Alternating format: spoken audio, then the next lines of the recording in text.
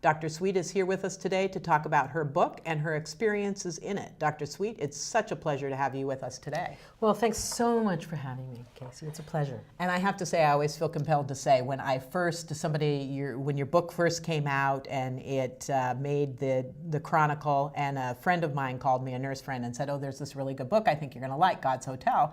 And of course, for some reason, I thought it was written by a nurse. So I get the book and I pick it out, I open it up, and I'm like, oh crap, it's written by a doctor. I don't know if I want to read it. And I read it and I was delighted by it because, for some reason, I thought it was going to be more, given that it was written by a physician, more like a text, more like a medical text. And it was such a great story. I just was fascinated. Well, I got totally interested in the whole nursing part of it, and I think that's probably also what you responded to, because it's what I responded to after a while. So, I didn't really understand, I'll call it the nursing part of medicine until I was there for quite a while. And I began to get this to understand that in a lot of ways, what the nurses did was more important than what the doctors did, actually, in that setting, which was and is a long-term care setting, i.e. a place where people are there for more than a day or 2 or 3, sometimes 2 weeks, sometimes 2 months, sometimes years and years and years. And even the patients themselves will tell you if you ask them. I've had them tell me, doc, the nurses, who I have for my nurse is way more important. So I thought that was really interesting. And then as you know from the book, I ended up, after several years, really getting interested in Florence Nightingale, who I had the opposite feeling of. So you were like, oh, Doc wrote this book. And I was like, Florence Nightingale, oh yeah, the patron saint of nurses. Yes. Like dippy, zippy, pablum, the wife to the husband doctor. And then once you read Florence Nightingale, I was just taken by her. Well, what I loved about the book is when you got into going on the pilgrimage and learning about, is it 16th century? It's Hildegard? Actually 12th century. 12th century 1,000 years Hildegard, ago. which was brilliant. And what I loved was the plant model versus the mechanical model. Could you speak a little bit about that? Yeah, well, one of the big things is that I'd actually been a doc for quite a few years before I got to Laguna Honda. So, and I loved medicine and what the method of modern medicine. But I gradually, after being a doc for quite a few years, I began to realize that my patients, that there was some other different way of looking at the body that I was missing. So I discovered Hildegard of Bingen, who was this 12th century nun, abbess, mystic. Some of your people watching the show probably know her from her music, which is now being played after 1,000 years. She did Gregorian chants, she did incredible theological pieces, but she'd also written a book on her medicine. So I discovered this book. It had just been translated from Latin into German and German into English, and I'm reading it going, this is amazing, because it was not I call it the eye of newt, toe of frog medicine I expected from a medieval medical book. Yes. Hildegard was describing a real medicine for real patients with real diseases that I could recognize. But I could tell it was her idea of the body was based on a completely different idea from our mechanical model of the body. The body is a machine and the doctor's a mechanic. And the idea in our model is the doc's supposed to get in there, find what's broken, and fix it. And that's a great model, especially if you're acutely ill. But behind Hildegard's book was this different model. So I ended up going back to school and doing a PhD in medical history. And Hildegard was my focus. But I didn't want to stop practicing medicine. And that's how I got to this wild hospital in San Francisco I'd never seen, called Laguna Honda Hospital in San Francisco, which looked like a medieval monastery, as it turned out. Boy, it sure does look like that. Did look like that. It had 1,200 patients when I showed up. It had a staff of 1,600, and it looked like a medieval monastery. It had a red-tiled roof and a bell tower and turrets and a live-in priest, a nun, and it's run by the city of San Francisco, mind you. It had a church. Farm. It had a farm. It had a church, you know, like a real church, not like a Like quiet, a chapel. not right. like a quiet place, you know. meditation place. No, it was a church with stained glass windows and polished wooden pews and very politically incorrect stations of the cross along the walls. And when you walked in, when you walk in the back way, which is, of course, how everybody actually would get there, seeing as a hospital, the ambulance building up, people going in. Up there, you'd have to actually look to see it, was this gorgeous wooden statue of St. Francis. And so was it built, did it have a religious theme to it when it was first built? Well, all of medicine and nursing has a religious theme to it. And we can't get away from that. And that's the part that's missing in our current way that's being forced down us of looking at medicine as if it were healthcare. Yes. A commodity that some doctor's going to take off the shelf and sell to you for this, provide you for the cheapest possible price. And nurses, even worse. Even worse. Okay, let's talk about another part of the book that's delicious, which is slow medicine versus today's fast medicine. Yeah. So slow medicine is, after I'd been practicing there for about 15 years or so, I was doing my PhD, and I did realize after a while what Hildegard's model was, which was not body as machine, but the body more like a plant. And the doctor, therefore, more like a gardener.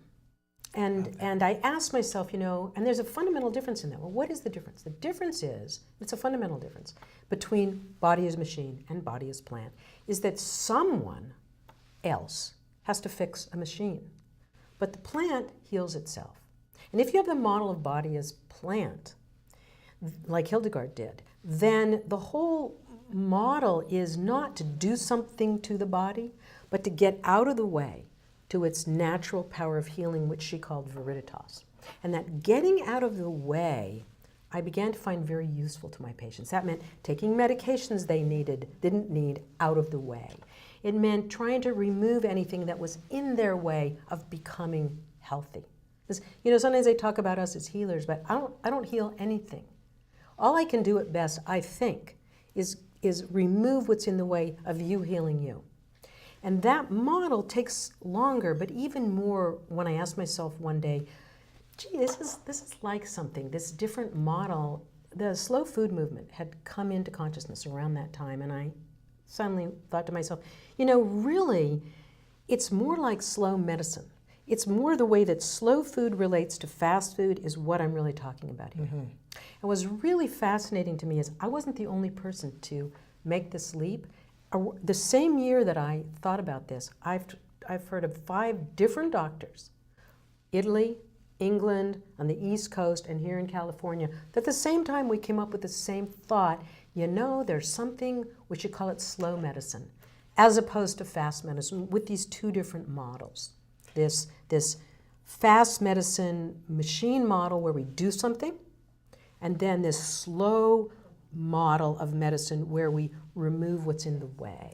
What I like about that, what you said, is when you're talking about the plant model versus the machine model, in the plant model you refer to yourself as the doctor, as a gardener. And I almost like that better because it's tending to someone rather than treating. There's just a subtle difference, a subtle shift in that. And certainly a subtle shift, I would think, in how you hold yourself in relation to your job, in relation to patients.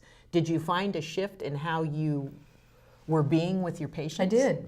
I did. What really kind of got me at some point, especially towards the end, so I'd finished my PhD, and then at the same time, the old hospital, this old-fashioned way with lots of nurses, a church, no stress on patients. Patients were on these open Nightingale wards where we were over the hill to the poorhouse, literally, and nobody paid any attention to us. I mean, they did. I mean, there were regulations and all that, but they weren't in there. And so you could do things, and you could relax, and the patients could relax, and they could get better. We had patients get better and leave that hospital after being there for 9 years. Wow. And if they hadn't been there for 9 years, if they'd been someplace else, they would still be there. Right. Or they'd come and go, which is the usual way. Then there was the coming and going. Years of in and out. That's right, exactly. Right. Exactly. So what I found was, as I was watching this and sort of getting a better sense of things, that I was doing less and less. It kind of made But having better and better results? Yes. Well, that's what's getting weird. I started feeling like a quack at the very end. I was going like, I'm not doing anything. I'm just like hanging out and visiting my patients, making sure they're not on medicines that they don't need. But you know, I found that part of it is I had enough time with the patients, so I'd get to know these group of patients just the way a nurse does, especially in a setting where nurses get to be nurses. And I'd get to know them really well. And so for one thing is when they were starting to get sick, I think I just would kind of know it. So I'd kind of jump in there and kind of go, yeah, he doesn't look right. So you kind of fuss. So then they don't really ever get sick. Yes. So you don't really do anything, which is why I started thinking about what I call the efficiency of inefficiency.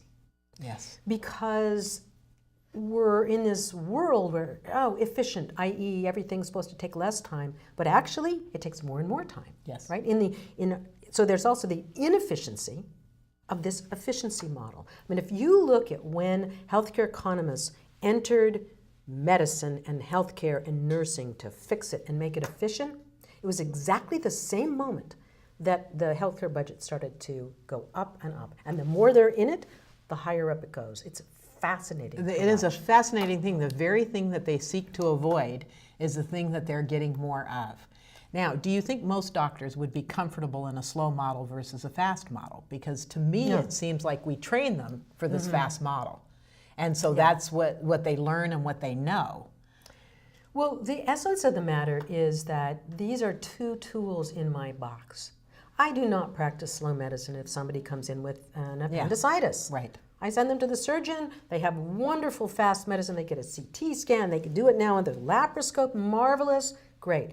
But after that appendectomy, they don't need fast medicine. They don't need tons of medicines and being thrown out of the hospital. That's when they need slow medicine. Yes. So it's knowing when to use those two things, to the extent that we're talking about two different models. They're both useful. Sometimes you want your doc to be a mechanic, and sometimes you want him to be a gardener. And part of that is judgment, and they belong together. And sometimes what I think is that really they're two perspectives.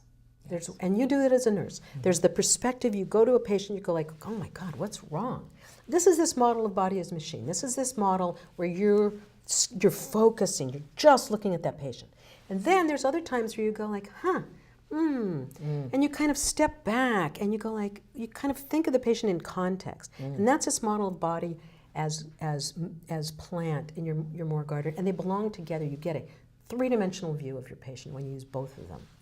So in the slow medicine model, do you get closer to your patient? Is there a certain, and are people uncomfortable with that? You know how they tell you in medicine or whatnot that you want to keep a distance and you don't want to get too close. Well, it seems like in slow medicine, even though you're stepping back and looking at a bigger picture, there's almost more of a closeness to the person. Yeah. And do you think most doctors are comfortable with that? That requires a bit more of yourself I see what you're saying. as person. Well, I think what I'm talking about also, let's face it, this is nothing new. I mean, I would normally call this like real medicine or good medicine or just medicine. I mean, that we're even having to talk about it as something special. It seems like kind of crazy. So I think in terms of doctors specifically, they already track themselves way before. I mean, the medical student who doesn't feel comfortable becomes a pathologist. Okay? True. And the ones who really love getting there, fixing things and good with their hands, they become surgeons. Yes. So by definition, the people left over that become pediatricians or internists, family practice people, OBGYNs, we're pretty comfortable with that and we like it. And mostly what I've heard from in terms of docs is a complete frustration that they can't do that. They're spending all their time on their medical records. It's fantastic talking to you. I just want to put the book up so that people can see God's Hotel by Victoria Sweet. It is a delightful book. It's so wonderful. I had one other question for you. Before we started this interview, you were talking about doing an interview or doing a debate with somebody who had the point of view of digital, that technology handles all of it. That's right. It was. And so how was that debate? Because you're clearly the opposite end. Well, you use the digital. Yeah, certainly. exactly. Well, that was really fun to put together because I did not want to end up as the Luddite. of a certain age, okay? And it would be really easy for that to have happened, Yes, right? it would have been. So I thought a lot about how I was going to do it. So I ended up, and then I got in touch with how I really feel, right? So I ended up calling it Dr. Virtual and Dr. Personal. Okay, good. Finding the right place for technology in medicine. Which is great. I have to tell you one little, so he was my perfect foil because Dr. Bersi, it was in Hungary, and he was Hungarian, but he was, it was all in English, thank God. And I got to do my 20 minutes first. It was a real debate, so I got to do my 20 minutes first. And he was young and just so handsome, and an MD, PhD, but he never practiced medicine. Interesting. Right? And he came out, so I got to do my thing and my pitch, and then he comes out on the stage, and he's literally wearing, he's like, got things hanging from him, like an iPhone and a little thingamajig. So he was really Mr. Yeah, Technology. and he gets out there, and he can't get his PowerPoint to start. Oh, that's great. And His for technology 3 minutes, failed him. 3 minutes, and he didn't know what to do. He was like a deer in headlights. So it was rather satisfying. And my point is, that of course there's a place for technology. The technology going on is wonderful. And I actually gave 3 stories as how I set it up. I gave the good, the bad, and the ugly. A technology that's fantastic, a technology that should be good, electronic health records, that's terrible, and then a technology that's just terrible, which I used, that was the Google Glass that they're trying to get in medicine, where your doctor comes in and she's like looking at the computer through her glasses. Which is putting yet another barrier. Oh, the between worst barrier of all. Yeah, absolutely. We've been talking with Victoria Sweet, author of the best-selling book, God's Hotel. For more information about this book or about Dr. Sweet, God's Hotel, visit victoriasweet.com. That website address again is victoriasweet.com. Dr. Sweet, it's been a pleasure. Thank you so much for having me, Casey. It's been great. Thank you so much. Sure, that's great. Appreciate it. Yeah.